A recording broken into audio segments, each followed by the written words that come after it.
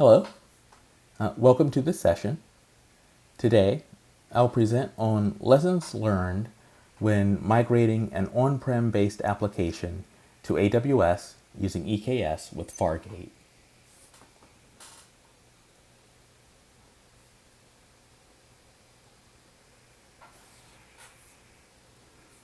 What's covered? After a brief intro, I'll take a high-level look at what are EKS and Fargate. I'll also briefly describe the app that was migrated.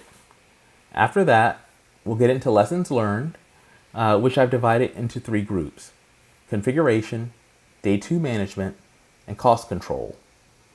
Configuration covers setup and installation observations. Day two management is related to the day-to-day operations. And cost control covers issues related to keeping the costs down while using the service.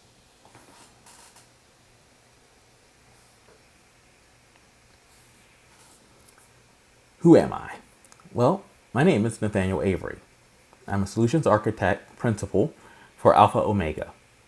Alpha Omega is a rapidly growing federal integrator with technical specialization in robotic process automation, cloud technology, DevSecOps, and no-code, low-code development. I've been doing systems engineering / systems architecture for about 20 years now. Most of my experience has been on the infrastructure side of the house, so that's sysadmin, network admin, DBA, etc., supporting federal government clients on a range of systems, from smaller department level apps all the way up to enterprise apps with a worldwide reach. I spend a lot of my time now investigating new technologies, giving technology advice, and doing proof of concept testing.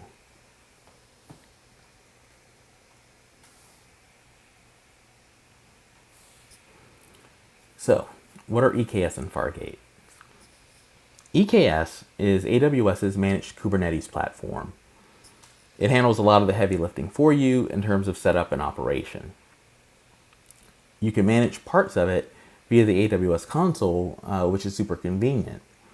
One of the best parts of a managed offering is that it enables people to use the tech who might not have used it otherwise. The barrier to entry is made far lower because of this managed service offering. It really seems to make Kubernetes far more accessible. And Fargate takes that up to another level by adding in serverless to EKS. There are still servers, but those servers are spun up and spun down as needed, which can reduce the amount of infrastructure that you manage overall. In addition to that, pricing is closer to what people think about when they think of pure cloud pricing, where you pay for what you use in terms of CPU and memory, and specifically for the time that you're using those resources.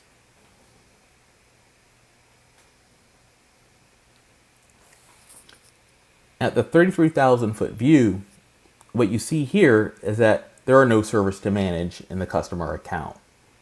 AWS manages the pods for you. When a new container is spun up, it's spun up on its own host on the AWS side. So if you're taking a look at this, you'll see that there's this yellow box down towards the lower corner here, and that's representing the customer account. And sure enough, there are no boxes in there. There are no servers because all of that is handled on the opposite side of the diagram within the AWS managed portion.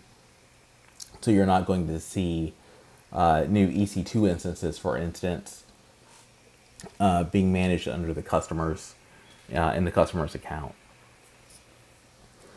And all of this, of course, has some implications, which we'll discuss later on when we get into the day two management portion.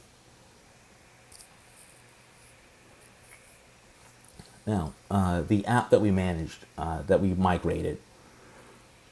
The app that we migrated, it was a small Java-based app. Has its own web server, its own file share, sort of a fully working integrated environment. and it was run on-prem on real hardware, on real servers. And we chose this app for migration because it was, such a self-contained app. We thought that it would lend itself easily to containerization. And this particular customer was super accommodating, and they were really forward-looking, and they didn't mind looking at new possibilities. So we decided to try Fargate. And the idea here was that they needed the ability to burst capacity from time to time. And so, no one likes to over-provision, so it seemed like a pretty good fit.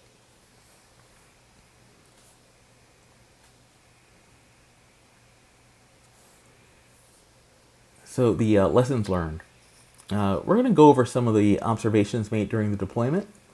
Again, I've divided these into 3 sections: configuration, day 2 management, and cost control.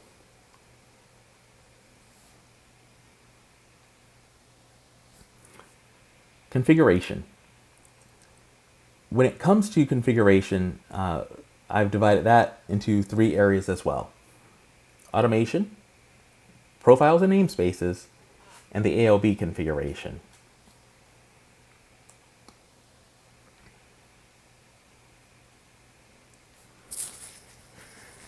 So, automation. It can't really be stressed enough, but automate, automate, automate. I know that that's really kind of the whole point of this whole summit here. We're talking about DevOps, we're talking about automation. But in this case, automation truly is your friend. Especially if you're like me and you want to try out something a few different times. Maybe you want to attempt an install with different switches or different parameters. Automation can really make working with EKS and Fargate that much easier.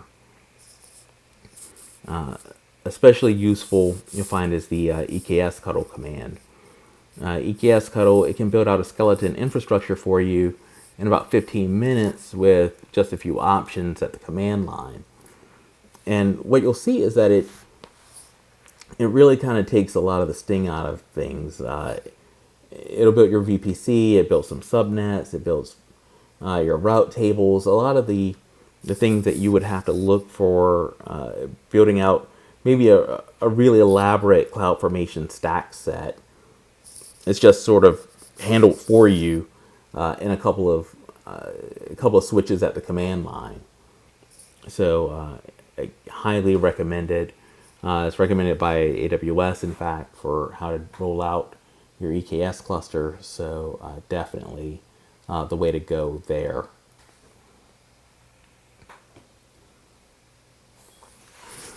And speaking of EKS cuddle, when you're using it, the thing that I found helpful was to make a simple script with the command itself and with all of the command line switches that I wanted to use in it. This way I could go back and I could try different combinations, or I could just destroy and rebuild the entire cluster without worrying that I'd forgotten something, or having to worry about, hey, did I use the right command from my history file or something along those lines. It really just makes things so much easier. And as you can see, the switches are fairly straightforward. You give it a name, you specify your version, your region, US East 1 for me, but for you, maybe that's, US East 2 or West. In this case, we're going to specify Fargate because we're using Fargate, and also flag whether or not you're using an ALB ingress if you plan to use the ALB controller.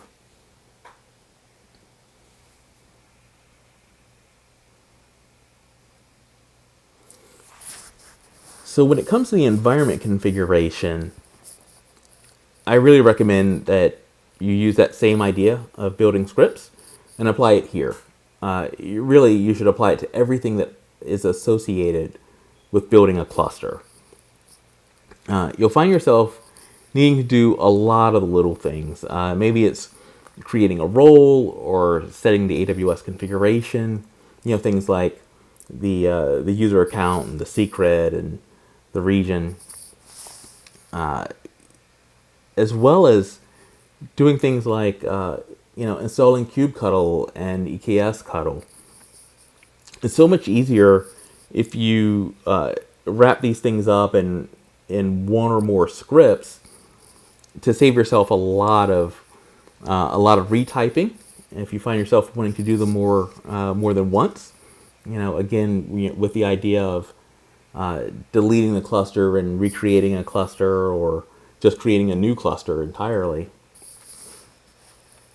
But it really can save you a lot of issues. It can save you even just fat fingering a URL for downloading something, or maybe even setting the permissions on one of the files. You save yourself a lot of that hassle by scripting it, and it really makes the whole process go a little bit easier. And if you wind up having to do troubleshooting, it's one less thing to have to worry about.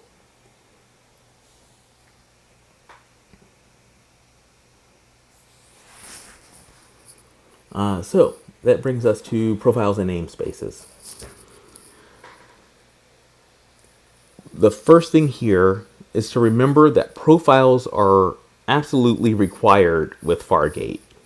And because of that, it can really trip you up sometimes in your troubleshooting later on. You're trying to figure out, maybe why an app isn't executing, or something along those lines. You need to make sure that the profiles are there, that there's a namespace associated, and all of your associations are proper. And also, the -n switch is going to be your buddy. Making sure that you're specifying the right profile or namespace will solve a lot of your problems. Most errors that I found were because I didn't specify those things, either one or both of them. And that, because what will happen is it's going to assume the default namespace 9 times out of 10, and more than likely that's not where your application's running. So you're going to want to make sure that you're telling all of the commands the right place to go that are appropriate for your application, and really save yourself the trouble of those false errors from occurring.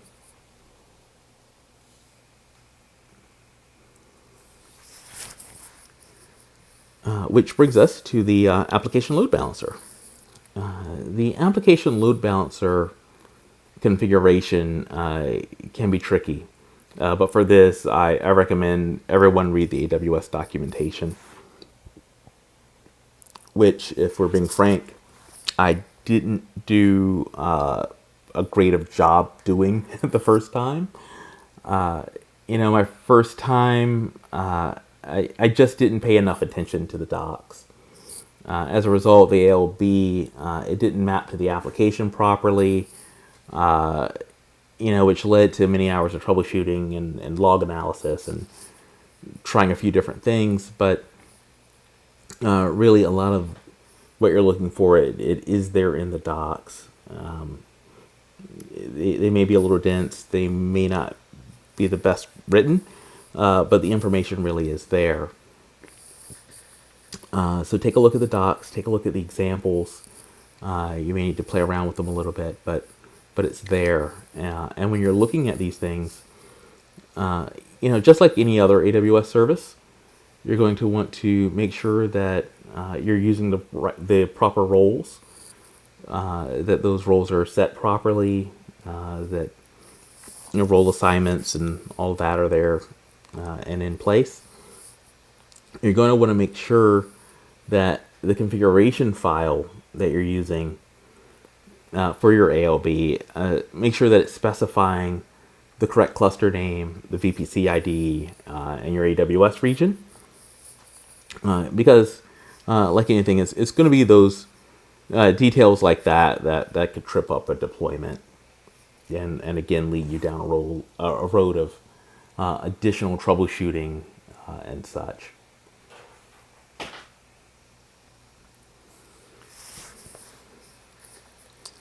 Day two management. Day two management is the stuff you deal with once everything is up and running. I would say that a Fargate cluster is a lot like managing a normal EKS cluster. So if you're okay with that, then you'll generally be okay with Fargate.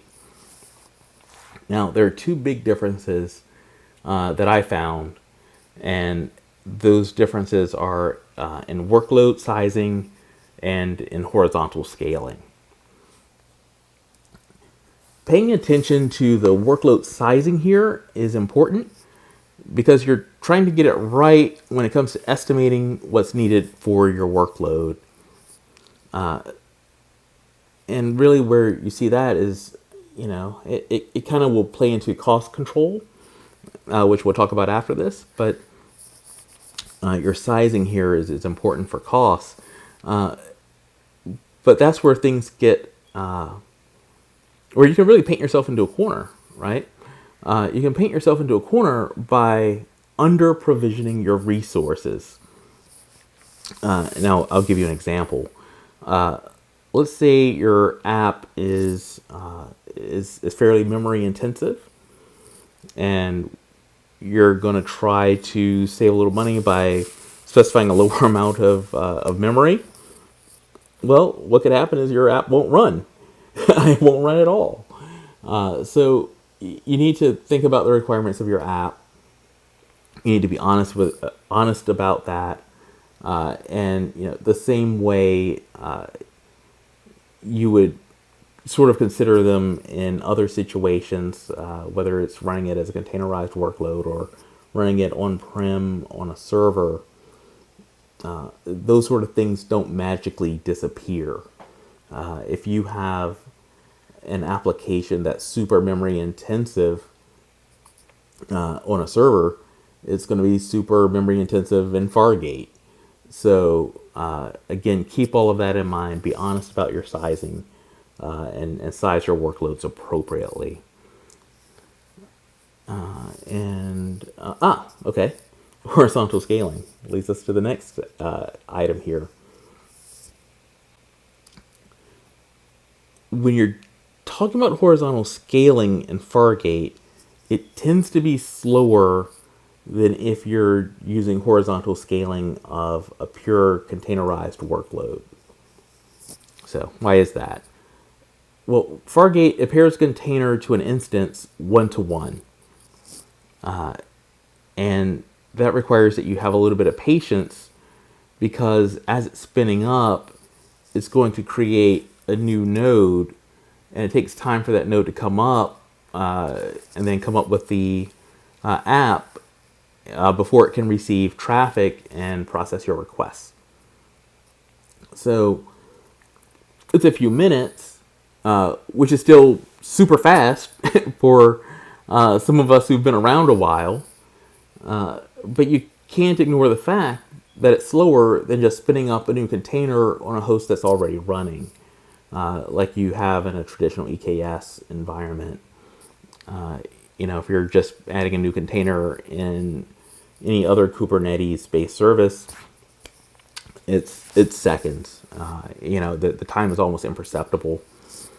So, you're talking about seconds versus minutes, and it feels like we're kind of splitting hairs here, but depending on your needs, minutes could really be too slow. So the same way we were talking about memory optimization and being honest there, you're also going to want to be honest about what your requirements are in terms of time. If you're using it for the horizontal scaling, how slow is too slow for your workload needs. And speaking of truth, that takes us to cost and financial management. One of the truths about AWS and cost is to check the prices constantly. The prices tend to go up or down, though the reality is that they tend to go down more often than they go up. And this is true across all of the various AWS services and types of services.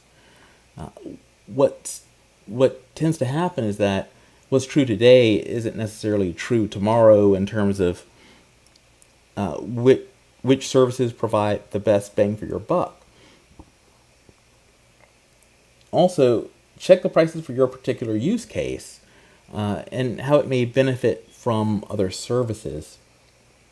I'll give you an example. With our application, it started with Fargate. However, in the long term, spot instances tended to be the more affordable option. And it's tough to make generalizations. So I would just say that very few options are going to work the same across the board for everyone. So always consider your alternatives and be honest about your needs. In most situations, you'll find that there are cost savings to be found if you can accept some compromises.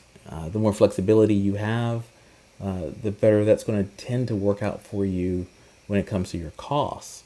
If you can accommodate something that maybe seems a little bit slower, you'll tend to find that saves you. There are savings to be found, again, in that flexibility, and when you know really what it is you can and cannot live without in terms of what has to happen with your application. So a lot of times that's tracked with KPIs and things of that nature. So once you're aware of the types of service, the service levels that your application needs, marry that up with the most affordable option out there, and you'll do okay. So one other thing along those lines, Fargate is a really awesome service. I love a lot about it. However, if you're using it for a containerized workload, ask yourself if Lambda would make sense. Can you just run it as a straight Lambda? If you can, then that may wind up being the better option for you financially, because you won't have the same costs associated as having to operate and manage and support a full EKS cluster for the long run. So again, definitely be honest about your workload. Take a look at your options, and always sort of go back and double check the prices, because they do tend to change.